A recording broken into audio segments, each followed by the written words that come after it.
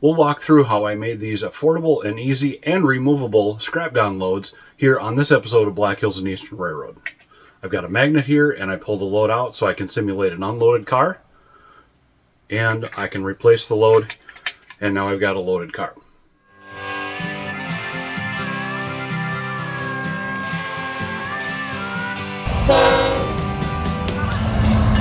So I got started with a scrap load project by cutting some blanks out of scrap plywood and scrap humus oak, approximately 18 centimeters by 3 centimeters, to fit the inside of this Walther's gun. So here I am at the paint booth in the garage, and I've got cheap Rust-Oleum here from Walmart, and I've got these blanks that I'm going to paint to match the bottom of the guns.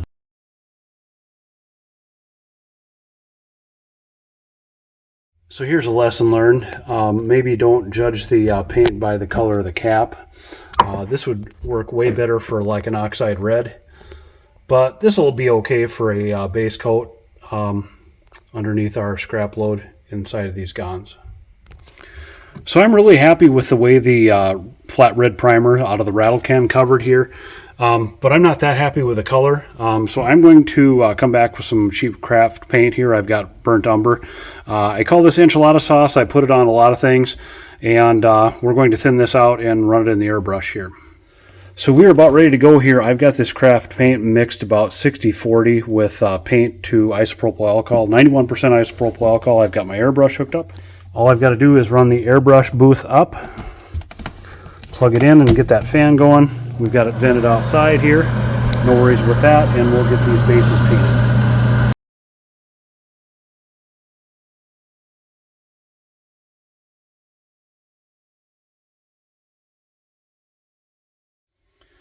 And by the way, I just hit these are pieces of masonite and plywood here that I had for another project, and if you want, go back and check out the link to that scrap gun project that I've got in the description below.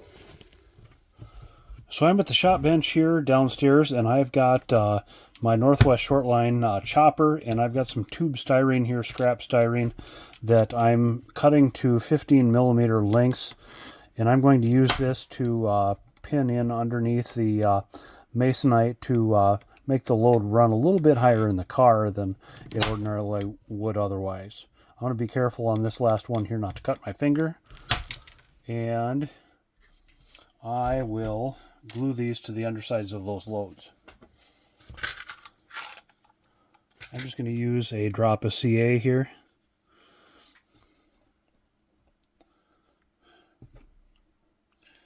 And no need to be terribly meticulous about this.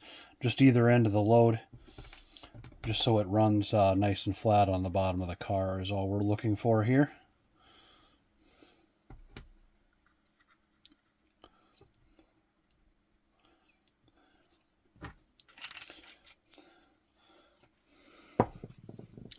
So then I can turn these up and we can get started gluing on the top sides of these. So I've got here plain old Elmer's white school glue, and I'm going to slather this pretty liberally here. In fact, I should probably even take off the top of the bottle here. In fact, that's what I'm going to do to get things moving along a little more quickly here. And I did make a bit of a mess there, so I'll go ahead and grab a paper towel and clean that up after I slather some with my chisel brush here. I will make sure to clean this brush up right away with soap and water, so I don't have to worry about this brush being stiff, because I do like this chisel brush. You see me using this here from time to time on various projects on here on the channel. So I've got a buddy, Chris, who's into 12-inch gauge trains. He and his dad, Chuck, are they're into big trains. The 12-inch gauge are the where you see pictures of people riding on trains around a garden setting type deal. That's what they're into, and they're into machining their own parts. And here's the turnings, or the shavings from turning parts on a machine. And he brought this to me this summer, and I'm going to get these put on these scrap loads here.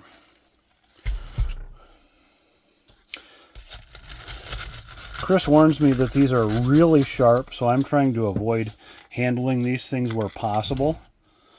So basically, I'm just going to go along and dump this stuff into the wet glue here.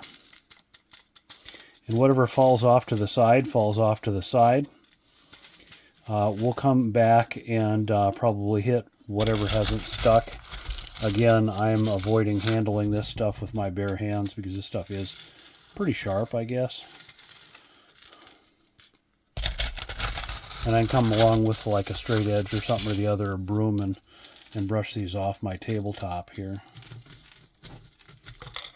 So then I'm going to go ahead and come back over here with a little bit of glue that I expect to have run down in between the shavings here.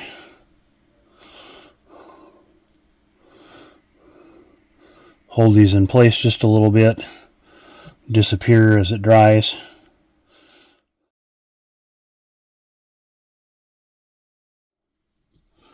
What I'm doing here is I'm kind of shaping up the load to make sure I don't have any outlying parts that are going to cause the load not to fit in that on the interior of that gon.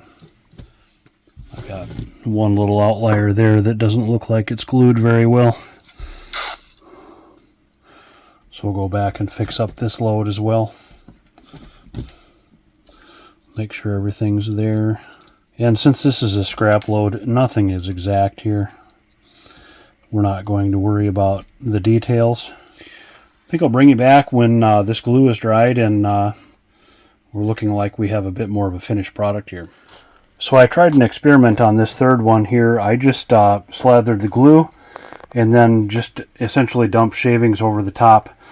And what I'll do is I did tidy up the sides here, so we'll be able to insert the load into the gon, but what we'll do is we'll just shake off anything that's not glued down here after the base coat of glue dries underneath. That'll be tomorrow morning or tomorrow afternoon or something like that, but I've got this load and the two original ones that I started on here curing now, and hopefully I'll have one to take to Minrail with me and gift to my buddy John in the Twin Cities, who we're operating with on Saturday morning.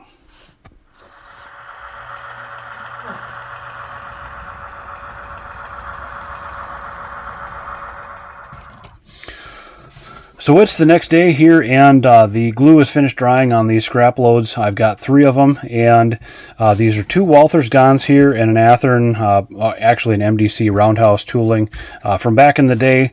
And the one that I'm happiest with is probably the biggest inside dimensions car here, this Walthers gon that we painted out to BN here a while back on the channel. My buddy Chris is going to get one of these, and he's got one of these same cars here, so this will work really well. I've got a magnet here. This is the same magnet that I used on the Walther 72-foot bulkhead flat car, the lumber loads, holding those clamshell loads together, and it works great to pull the load out of these cars here. This material is magnetic here, so I'm able to pull that out on the upcoming, maybe an upcoming episode or 2 here. I'm going to use some material that's not magnetic, so I'll offer you a solution for that as well. So let me know in the comments below, have you messed around with your own scrap loads, handmade scrap loads for your gons? How did you do it, and what materials did you use? I'd be interested to hear about it. So very many thanks to my friend Chris for bringing me these turnings from his hobby. They're helping me to enjoy mine, and he'll get one of these loads because he's also an HO scale modeler. Appreciate it, Chris. I encourage you to leave a comment below. How did you make your scrap gon loads? What creative materials did you use to make your loads? And did your method of making the load removable differ from mine significantly? I hope you enjoyed this episode. If you did, smash that like button, subscribe for more, and hopefully we'll see you guys in the next one. Bye, everybody.